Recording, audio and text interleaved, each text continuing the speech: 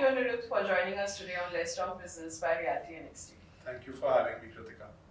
So, Anirudh, I want to know the inception story of Khandelwal Group.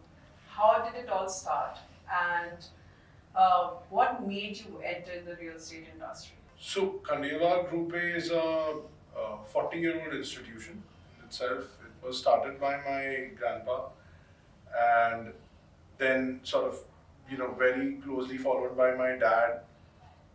So my grandfather was actually into leasing and subleasing, and then my dad and my brother-in-law, they came in as contractors for gypsum. At that time, there was a brand called New Wood, and we were contractors. And then from there, they picked up the line, and they, to a level where they fell in love with it so much that they dove headfirst directly into real estate itself. And they were one of the best contractors for gypsum boards for that particular brand at that time. But when they got into it, they started understanding. They just dove headfirst into it, closely followed by my chachas coming in. And by the time that my youngest chacha came into the field, we knew that this is all that we want to do for the rest of, as in they knew that this is what they wanted to do for the rest of their life. And so we sort of grew up with seeing them do their thing, and as in family businesses, there is no boundary as such between professionalism and personal life. It bleeds into one another. So you see your father figures, you see your chachas all talking about this stuff. It starts becoming fascinating. You start developing a sense of FOMO about this thing. यार मेरे को भी समझना है क्या है ये क्या है. So by the time that I entered my 12th, I knew that I wanted to do something related to the line, because this is what I wanted to come into. I was always decent at drawing, so somewhere I thought that I can go into architecture. So I did my architecture, and then I joined in as the third generation. And my cousins, who are not that good at drawing, decided to go into civil engineering. So all of them have done their civil engineering. And then lastly, my youngest cousin, who we just spoke about before the interview, he went into economics, and he's coming from that sort of field. So somewhere we have nurtured the talent all within the family itself, and we're taking it ahead. And that perspective, as it comes in, also adds into the journey, so to speak. But I'm sure during your father project visit, did you accompany him in those field trips or on those project sites? Yes. So, see, as I said, that there is this fascination and there's this FOMO. So, during my, right after my boards, in fact, when I was in my 10th grade, right after my boards, I asked them, how can I be useful? Because I don't want to sit at home all the time. I have done everything that I wanted to do now. I have partied, I have gone out, I have gone here, I have gone there. Now I want to do something else. So they said, okay, there is a site that is running, and go and see what happens. If you want, you can go and you can sit over there. And for every flat that you sell, I'll give you some money. Okay. So that was very interesting. So me and my cousin, we actually used to go on site. We were on site, I think, for 2 or 3 weeks, and the first 2 weeks, obviously, we were still understanding what's going on. People also used to look like, who have they employed? Who are these guys? No beard, broken out, tall, lanky fellow. But as and how we got into it, by the 3rd week, me and my cousin, we sold 4 flats. So we were pretty proud of ourselves. We carried the pitch. We spoke to the clients, we addressed them. And so somewhere I always knew this is where I want to end up in. And then there was also that sort of fascination of what can I bring to the table. So you get up with that, and that fascination stays with you as you enter into the field. Obviously, as you learn more and more, you figure out your place within the hierarchy and within the group also. So you were clear that you're designing, as you said, you were very good in designing and you wanted to pursue. I was good in drawing. Drawing. So let's say you were good in drawing and you Yeah. wanted to pursue in architecture. Yeah. Did that also give you a vision that, I want to build something in this brand itself so that you can see it executed in front of your eyes? Like, you're giving dream homes to the customers, right? Right. And when you build something for someone who has an emotional investment to it, Yeah. it does bring some kind of responsibility, also a great vision, right? How to go about it. Yeah, absolutely. So when I came in so I'll tell you what, when I joined architecture, actually I fell in love with architecture itself. To a point where I told my dad that मेरे को धंधे में नहीं आना है, मेरे को मेरा खुद का architecture firm चालू करना है. Then as we went about it, I interned with Mr. Sanjay Puri, and in my third year I interned with Mr. Hafiz Contractor. They brought more perspective into the field. And then, when I used to sit on residential towers, see, the typical floor design, that's not that interesting or that challenging for an architect. So, and I used to go like, this is very boring, yeah. Like, how can I keep doing this 9 to 5? Of course, that was my perspective back then. As an architect, you come fresh off the creativity boat and you see things happening, the repetition, it gets to you somewhere. Then beyond that, my father was like, okay, I respect your decision, but once, just for my sake, try to also do an internship with Mr. Mukesh Bahadur, who is an expert in slum architecture, SRA. Yeah.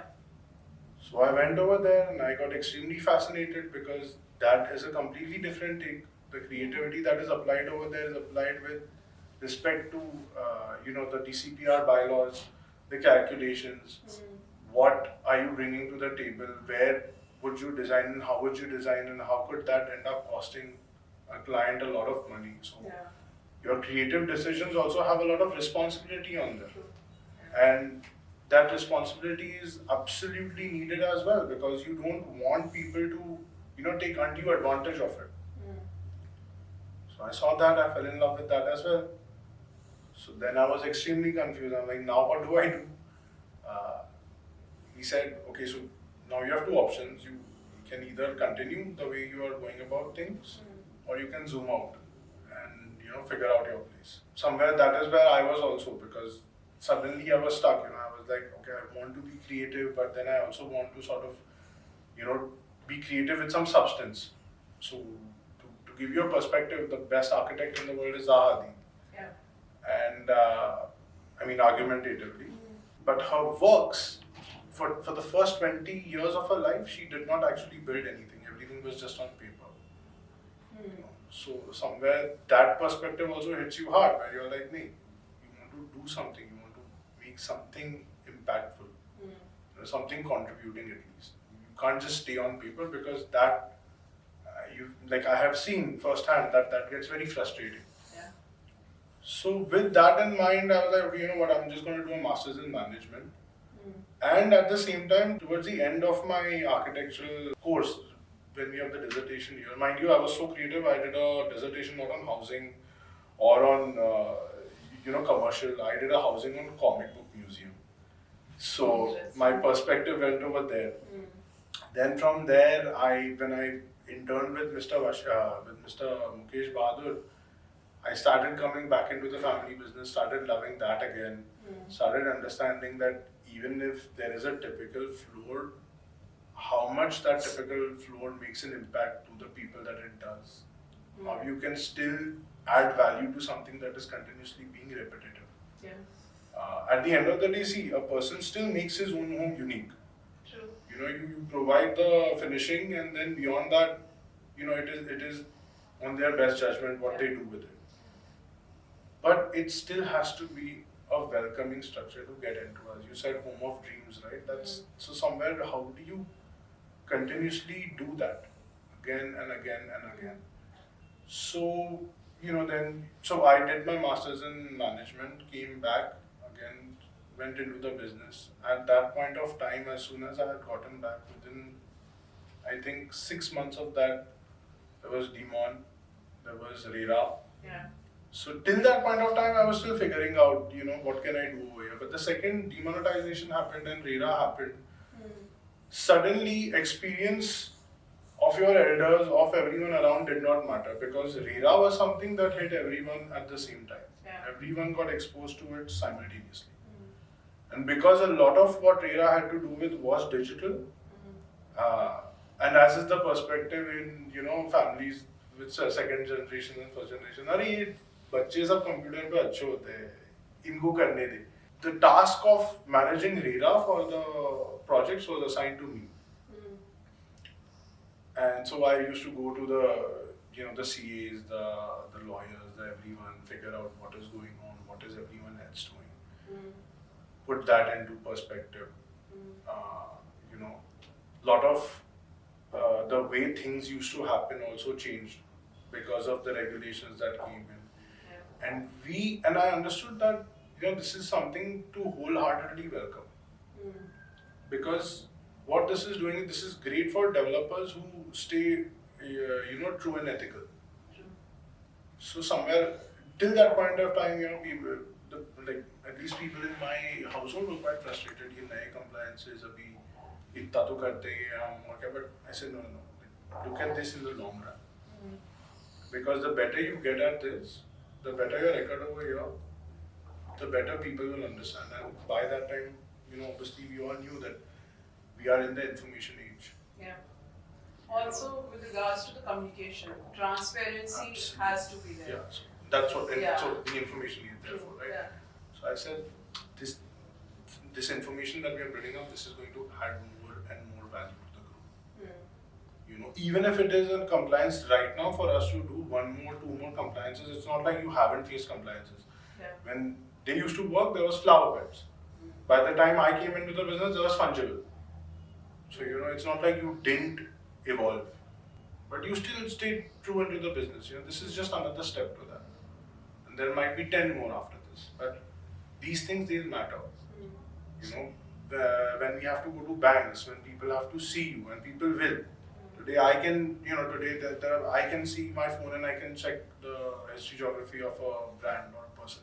So these things, they will matter. They will create an impact.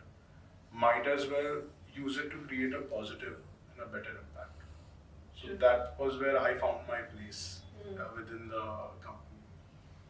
Then from there on, joined Naredco, became an active part over there. That also helped, because the biggest challenge of getting into a family business is that people just expect you to do things. Nothing is delegated to you. And as far as your staff is concerned, they are saying that, boss, tum seedha gaddi pe aaye ho. So you have to impress your higher ups and your lower ups. You have to prove yourself somewhere over there.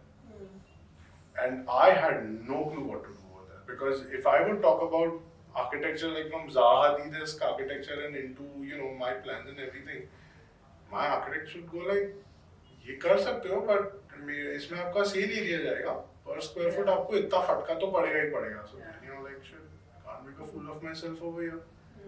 Then you're like, अच्छा, can I do this? नहीं, इसमें ऐसे कैसे होएगा, वैसे कैसे होएगा. When RERA happened, I was extremely happy, because now I know something that I can add into. When I actually came across Naredco and I joined it, and I keep preaching this to every fellow developer, that join a network. Because the problem with family businesses is that a lot of the knowledge just continuously keeps on getting internalized and recycled to a point of redundancy. Yeah. And your experience is only as good as your exposure. The more you are exposed to the outside world, the more you are pushing in frontiers, the better it gets for you.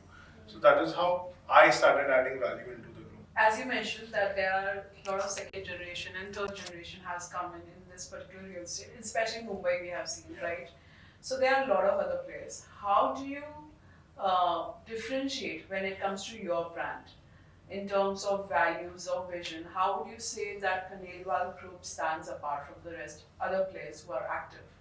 So one of the ways that we kind of differentiate is even before RERA, we used to take accountability absolutely seriously. And now more so. I remember when my project was launched in Borivali about 2 years back.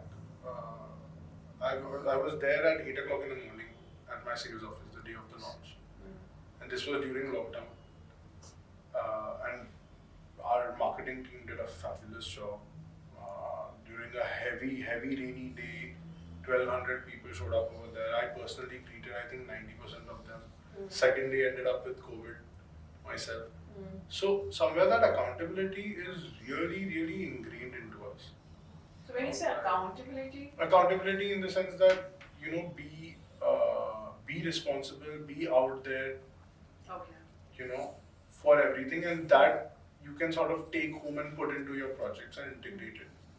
Don't just rely on consultants. Don't just rely on advisories or stuff like this. The data that you're getting, yes, understand it on one hand, but then balance it with your personal experience also. True. And then let that merge into it, and stay true to the integrity of your project, and let it come out. And that itself talks for your project also. So tomorrow, when as is the case with I think every other developer, when issues are faced, there will never be a director or there will never be an employee who will be answerable to the society. They will say, okay, my son will handle this thing, you can talk to him. My nephew will handle this thing, you can talk to him. My cousin will handle this thing, you can talk to him. That somewhere brings assurance to the minds of the customers that today I can directly talk to the business owner about my issue. He's directly answerable to me. That transforms into goodwill actually for us. There have been projects where we have faced issues, when there was a delay, when there was an issue. We have always been there for them. It didn't matter. People were left happy right after that. They spoke highly of us. That is how we kept on getting more projects. So somewhere you have to know that it is not just about the customer. It is also you're in the business of redevelopment. Your second largest stakeholders are the societies themselves. So the accountability that you maintain over there, that matters a lot. True. So whenever there are tender forms or anything at all, like I will never have my guy fill it and then I will read it and check it. I'll be the one to fill it, to understand it, talk directly to the society in charge. So unless there is some absolutely random work which requires a person of contact, usually the person of contact would mostly be a Khandelwal only from our office. So when it comes to projects, as you are mentioning about accountability, tell us if you want to share some few projects or I would say a landmark project that made or can be an example of excellence that is known. I'll just phrase that again. So are there any particular projects or initiatives taken by the brand which talks about excellence? If you had to name some. As of right now, we have a current project that is going on in Borivali, in Charco. And when we started that project, before that we had phase one where I used to be, where I went as a 15-year-old and interned over there. That was 16, 17 years ago, that project. Right next to it is our phase two, which got launched very recently when CRZ and all these other issues they cleared up. We decided that now the project is right for launch. We decided to go ahead with it.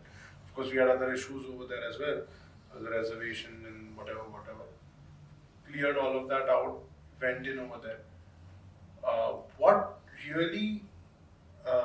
So we did the entire works. The marketing, the hoardings, the whatever is required today to sort of make your brand relevant, to have the project visible. Because when my dad and chachas were working, it was still a seller's market. Now it's become a buyer's market. You have to cater to the buyer. You have to work as per their wishes. You have to make it palatable to them. So we did the whole shebang that was expected of us. What mattered at the end of the day when the customers came in was the fact that my project phase one, which is 17 years old, people from there came by themselves. Nobody called them. Nobody expected them also to just show up. They came.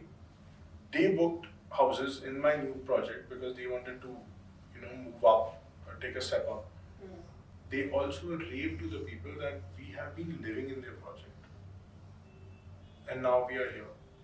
So that sort of value, it's not like a great project per se. It doesn't stand out. It's not that iconic. But the fact is that the quality that we delivered spoke for itself. And that marketing, that you won't even call it marketing, that was just goodwill. But that goodwill gave my buyers the confidence to invest with us, to come into our project. So within a month, I had all my 2 BHKs in the latest project sold out. The other thing that we did was we ensured like last mile closure. What I mean by that is, when you do the entire when you do the sales office and the sample flat, we ensure that the sample flat will look exactly how a person would want it to look. Like it's not something that's just template architecture. You get the best brands in it. You get the best showpieces in it. And I know this sounds a little cliched, but we actually did go the last mile to a point where we ourselves looked at the furniture that is coming in, looked at the accessories that are going to be placed over there, looked at the TVs, looked at the kitchenette, cabinet, whatever. And it helped because that personal touch matters. You might think that this is just not going to be noticed, or you're just doing this because you have an OCD, but no. The buyer actually appreciates it. You don't have to go to the buyer and tell them, "Ye sab main leke aaya hu." Yeah. That was never something that was spoken. That was not even something that we expected to advertise. But the fact of the matter is that when ladies walked into the kitchen, they really appreciated the kitchen. To a point where, my dad and chacha, they also showed it to the women of the house. Listen, this is how it will be. Is this good? Is this not? When they took around, they suggested some changes. Incorporated them. It matters. It spoke to the people. So when you put that personal touch, somewhere it goes, a long way. The same thing with the project that is right next to it, Seawoods Phase 1 it's called. Doesn't stand out. There is nothing that iconic about it. But just when you put in the little details, because every project for a developer can just be a project, but for your end customer, it's a lifetime purchase. Yeah. The more you put into a project, whatever, even with your limited capability, but the more you put into it, the more dedication you give it, it speaks at the end of the day. You keep highlighting the word iconic. It's not iconic, but we are doing this. In terms of customer-centric excellence, right? You are touching the right notes by saying accountability is there. You're providing the quality projects. I want to know what else you're doing differently, because every developer now is saying we are providing different kind of amenities based on what kind of customers are coming. Even though, as you kept highlighting, it could iconic nahi hai, but I'm sure you are doing something different which is catering to the right customers and who are willing to buy, right? Because it is not just by the sample flat, I'm sure it's also the kind of other details which are considered. So each project, if you could just let us go through the one which is already existing and one which is upcoming. Yeah. How do you finalize when it comes to amenities? How do you finalize by keeping a home buyer in mind? So yeah, as we said, of course the home buyer sentiment, it matters to a point where now, when we are in the information age, all this information is also readily available with, applications like CRE Matrix and RERA data and all of this stuff. Of course, it also becomes very important to not get lost in the data. True. So somewhere we also rely on a gut check, in the sense that पिछले project में ऐसा किया था, so then it would be practical to not completely pivot to what the data is telling you, but to somewhere be in the middle path of what you did vis-a-vis what the data is also telling you. Case in point, balconies. Yeah. So with balconies earlier, with once the rules evolved from free flower bed to fungible, it was something that was deterrent all across the board. Buyers used to go like, balcony कौन खरीदेगा, खाली space का कौन खर्चा करेगा. Builders used to go like, खाली space का मेरे को charge करना पड़ेगा. I don't think the buyer will understand, and rightly so. The purchasing power, the per square foot rate in our city vis-a-vis the per square foot rate everywhere else, it makes a difference into what you can give in a home. But after lockdown, that perspective changed immensely. People realized the importance of having an accessible connection to open space, to the atmosphere, to the to the outdoors. Yeah. And balconies again came into play. I mean, they so around, I think, 20 to 25 square feet is the sweet spot. Is at least what we have seen. You give that much of a balcony, at least it matters greatly. The more a person envisions it, it matters that much more. Yeah. So how there was this idea that you have to design your kitchen right, you have to design your living room without passages. Now even the way you can shape your balcony, the way you can give it its accessibility, the kind of function that a person can do from it, that matters too. So that is something that we have seen has made a huge difference. The other thing that we have also seen, as per home buyer sentiment and data also, funnily enough, is the size of the kitchen and how much it has differed from the kind of demographic evolution. Yeah. When, I mean, my generation, the husband and the wife both are working. Kitchen is not necessarily a space for sustenance. It has also now become a space for hobby activities and stuff. So somewhere the size of that has to be as per that. Vis-a-vis the evolution of cloud kitchens. So I know most of my friends, 90% of the time they'll be like, "Chal kuch order kar lete hain yaar. You are too tired, I'm too tired. You've had a long day in office. Might as well just order something." But at the same time, the husband one day might go like, I want to make a pasta today. I want to do this today. Or the wife will go like, I want to try a stir fry that I saw on YouTube. So those differences have also evolved. And then the more you can evolve this into your flat, right? Keeping also true to practicality of it. I mean, you don't just like shrink it to an alcove and give a platform and go like, yeah, you don't need it. Yeah. That is not what works. But then at the same time, understanding the sentiment and going like, okay, you know what, maybe we can give you a lesser kitchen, but a bigger living room, make space for a balcony so that your ticket size, stays true at its level. But then you have more to for yourself within the same flat, simply because somewhere you have your own trade-offs, and you can balance these things out, and I know they will make a difference to you. That speaks to the customer. So that is something that we have integrated within our if you projects. had to give example from your existing and upcoming projects, Right. So when it comes to amenities, right, we have seen, especially in all the markets, especially Mumbai, the developers are promising a lot of amenities, which is sometimes unnecessary. Even the home buyers is not looking for certain amenities. Yeah. First of all, do you think that's true? And secondly, give us your vision when it comes to your projects, how you guys decide amenities. So as I said, the way we see amenities is as per scale. You have to keep amenities, especially those amenities which bring true value to the project. If you are having 600 flats in a project, if you are having 200 flats in any project which has more than 100 flats in it, you have to understand that a sense of community will be created within that project. Yeah. So all my upcoming projects right now, they are all having a minimum of 100 flats. My Borivali project has 600 flats in it. My Andheri project has 100 flats.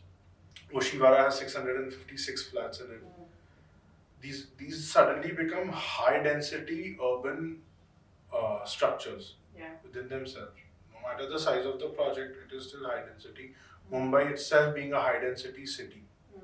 Case in point, if you completely zoom out from it and look at it, you have 50% of the population of Canada, which is 5 times the size of India, living in a tiny, minuscule, pocket-sized space. This is a megapolis in itself. Now, you want to overload amenities over there, rack up your maintenance bills and all that, and know that most of them are not going to be used ever. People are going to completely forget about them. That's on you. How we see it is that, okay, when there are 600 people, and we have the space to provide a swimming pool, let's provide a swimming pool. is health club completely necessary? Maybe, you know, a part of it can be a health club, maybe a part of it can be a studio which can also function as a multi-purpose hall. Let's do that. Yeah. Because for a lot of people, a very big flex when it comes to weddings, which is where we spend bonkers on, I think, you know, as Indians, is that मेरे खुद के building के अंदर ही हमारे family का रुका हुआ, मेरे बिल्डिंग के अंदर ही हम लोग रिसेप्शन कर रहे हैं. These things, they matter. They matter to a point where people go like, this guy provided fantabulous amenities, you know, because at the end of the day, rather than the location, you would spend more on the decor and making it more centric and stuff like that. I want to know when his next project is coming up. I would be interested in, you know, looking over there. So there are these very, very subtexts that you have to sort of see, and you have to keep things practical.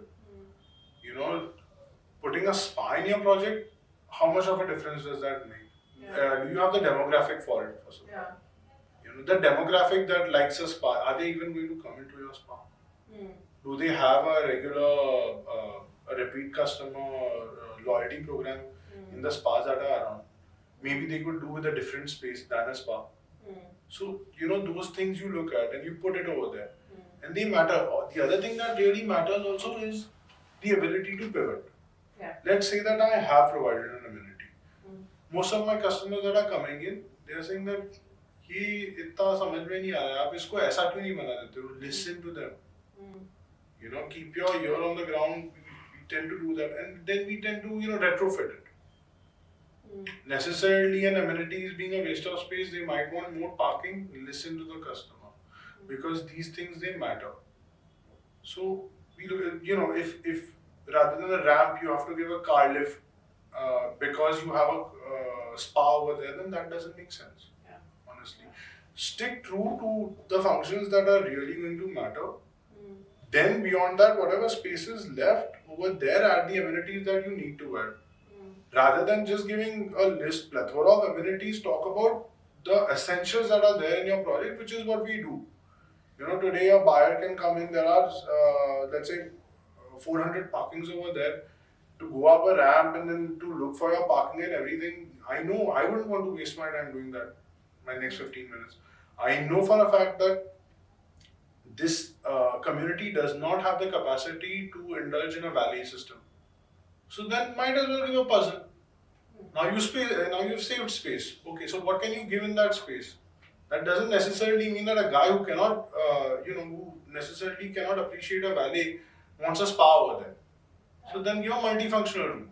As far as the gym is concerned, look at this. So we saw these things evolve from our project. As I said, phase one, we had done a project next to it. We gave a very small pocket-sized swimming pool over there. We gave a gym room over there. We saw the amenities that are being used over there. That helped us decide the size of the swimming pool, the size of the health club, and then whatever balance space we had, what to do with that. Should we make it a society office which functions as a multifunctional room? Should we make it a volleyball court, a squash court?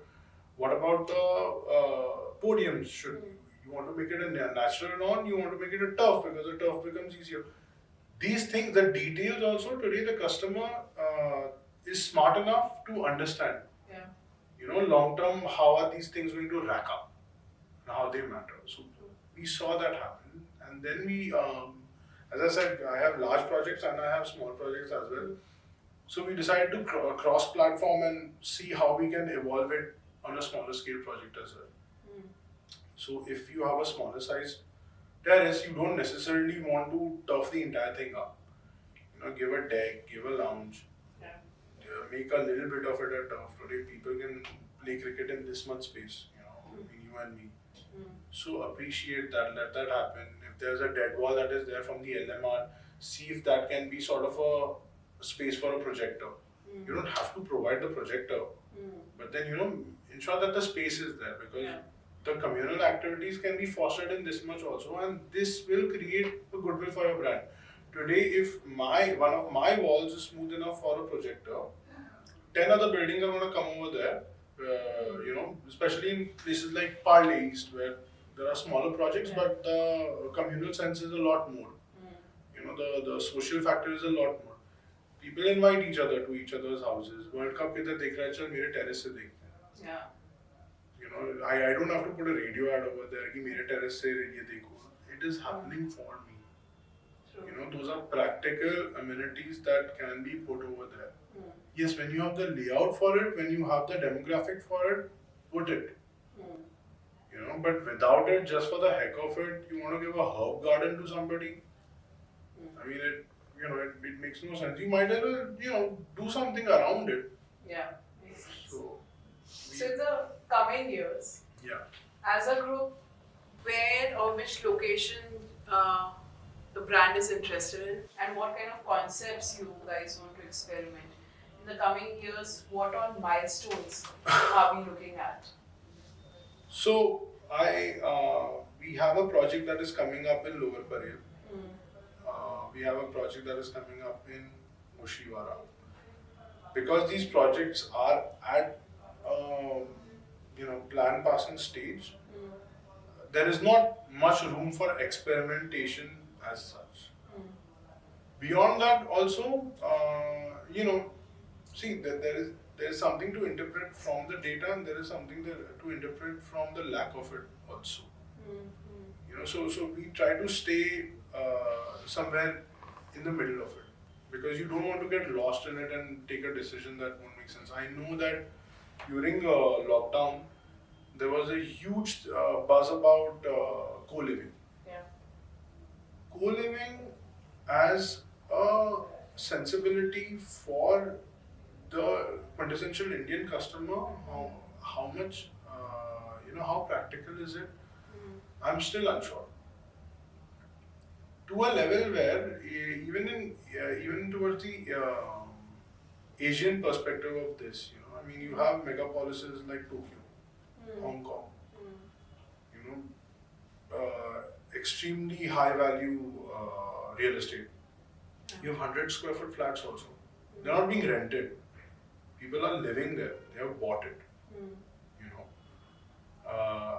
Yes, it does matter that there will be a floating crowd. Yes, they will come in. Yes, there are these experiments that are happening. But then look at the cost that you're incurring. Vis-a-vis the final product that you're giving. Look at how much can you pivot within the project itself also. Like once you've incurred all your costs and everything, tomorrow if the idea tanks, what can you do with the structure that you have made over there? So keeping these things in mind, what is the final product that I can make? I'd rather stay true and focus to the formula that is being made. I mean, I have this thing where, we say this, prepare for the worst, hope for the best, especially in real estate. And with the way things are going about, I mean, there are, the pollution spikes up, the premiums increase, the laws change, there is some ambiguity related to some transition policy somewhere. Within that, what is the safest possible product that you can always make that will be most resilient? Okay, now on top of that, what is the risk factor that you can build up on?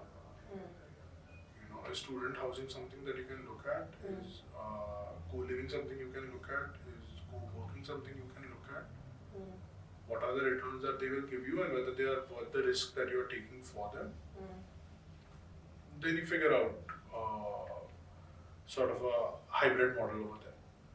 So in future, are you looking into these particular? So within my existing projects, absolutely not.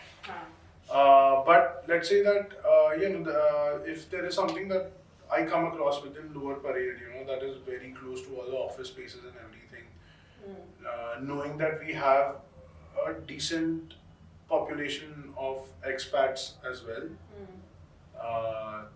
who would be in the younger, more flexible demographic, then yes, why not? But as such, within the ones that within redevelopment itself, also you have to understand your stakeholders. Yeah. If I'm taking a building from someone and I'm saying that you guys are all old, but I'm going to make this a student housing, and the people are going to come and go as they please. They're going to party till 10 o'clock, 11 o'clock. जो करने का करो, ऐसा ही होएगा, नहीं तो नहीं होएगा. This is not. This is not something that's practical. So it is important to know that yes, this is your next milestone, but then vis-a-vis where are you putting it? Where are you anchoring it? So these things have to sort of, be looked at. If there's a greenfield project that is coming up, then yes, why not? Yeah. Maybe, as a whole, if the entire thing can be turned into a co-living space, yeah, I would love to do that. Simply because we see the impact that that thing that is having, at least in other parts of the globe, and we feel like now is the right time to bring it in and experiment with it. But if I have to do a redevelopment and then in that redevelopment I have to pivot to the experimentations, then I wouldn't consider that practical or be able to, or be doing that as well.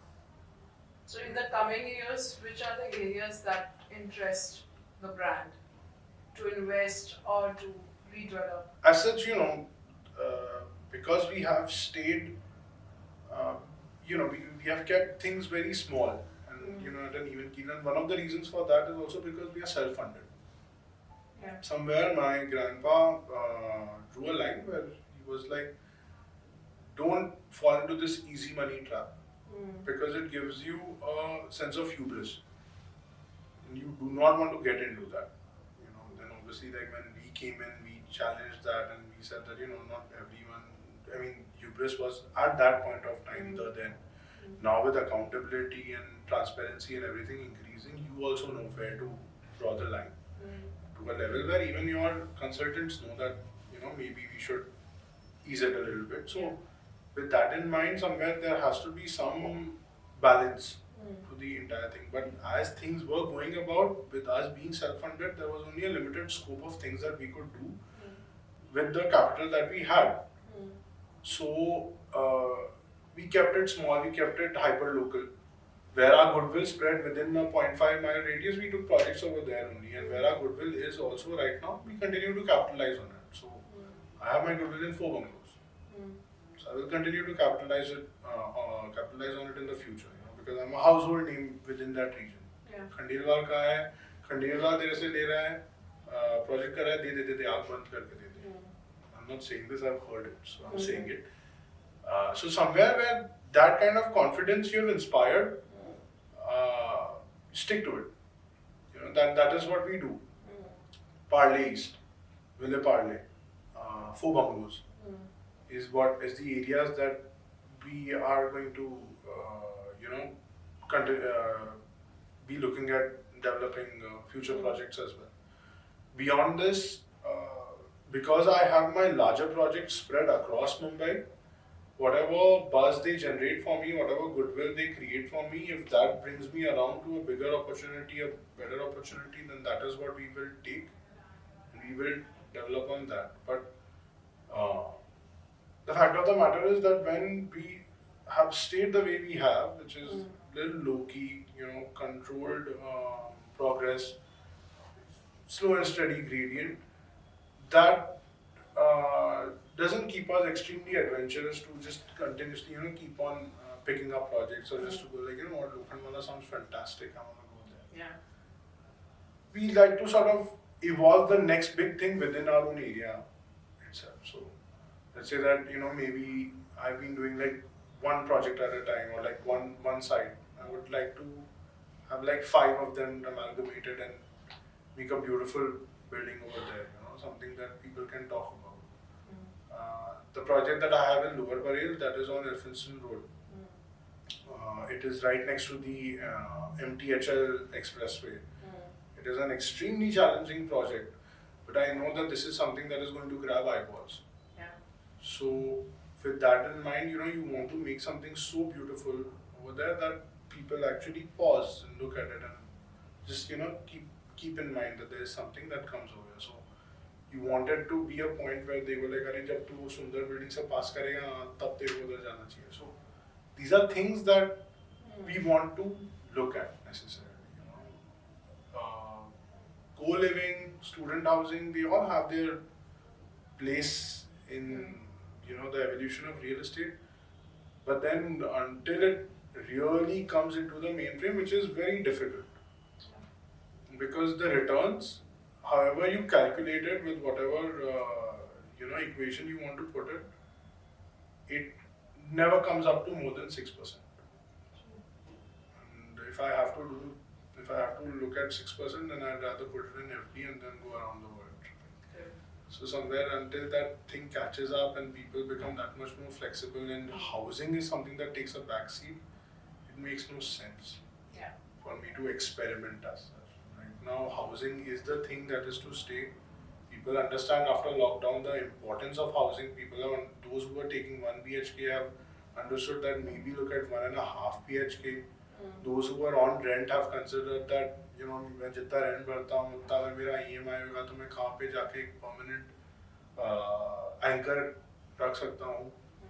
So these perspectives, they are evolving the housing market itself. You know, so we look at it from that perspective. I know that there are people who are making 200 square foot apartments. And I was shocked. I was like, how does this make sense? But then when you look into it, you see, especially within Asia, there are these things and people make it work. We, as a demographic, as a culture, we know that we can make things work. So we did this. So in my project in Andheri, Azad Nagar, we have units which are 187 square feet, 250 square feet. We started with a campaign called Flexi Denses. Right? These are those units which are extremely palatable, which can, you know, which are not necessary in an area like Andheri, where the ticket sizes are huge, where the size of flats is huge. A 200 square foot flat is still something that people do want. Because for the professionals who are at Veera Desai Road and everywhere else, going all the way to, you know, Borivali, Bhayandar or wherever, is still a headache. Yeah. So this was something that was greatly appreciated. It was an experiment per se, but it was something that was taken positively. And it was also developed from another idea that when basically in a project of mine, we got a little additional FSI. When we developed the flats that we could with the limited infrastructure that we had, we made smaller sizes, but they were palatable. So then we decided, okay, now how can I sort of evolve it? We came up with the concept of flexi denses. We never marketed it much, but then when we finally did market it, within I think 3 weeks we had 80% of our inventory just sold out. So my experiments would always be around home ownership centered rather than, you know, chasing a trend and then going after this or that. So it will be more like Mumbai city focused, or are you going to plan to expand in other cities as well? So as of right now, it is absolutely Mumbai city focused. There are things which I find extremely interesting. Like I do find service living or you know, the senior living extremely interesting. I have friends who are doing it. But you know, as of right now, our hands are tied up with the projects that are there within Mumbai, and you know, this city just keeps on giving. So yes, at a certain point of time when we have the kind of scale, the kind of bandwidth to look at projects outside Mumbai, why not? I'm an architect, my sister is an architect, my brother-in-law is an architect, my wife is a graphic designer, so there is like this full creative circle within just the four of us. We do want to get into you know, the Airbnb modules where you make those houses which have a return and everything, but that would be a passion project. Yeah. You know, not per se something where I take like a huge swath of land and make 100 houses or something. And then, but so yeah, so whatever our hobbies are, also they are little real estate related. But that would be something that, you know, is just a little something that is started as a side hustle until whatever shape it takes. So sustainability has become really important in real estate. So how the group is implementing and practicing sustainability in your projects? So sustainability is something that yes, we do take very seriously. Everyone does today, you know, whether you want to or not, you have to. The more you align yourself with it, the better it is. When we look at sustainability, we look at what are the practical aspects that, you know, make sense. Plastering solar panels on, you know, on your terrace is not something that necessarily is going to be sustainable. You know, I mean, sure, it's a very nice gimmick as such, but is the quality of sunlight enough to generate the kind of electricity that you need to stay off grid, or to actually make an impact on the building that you have created?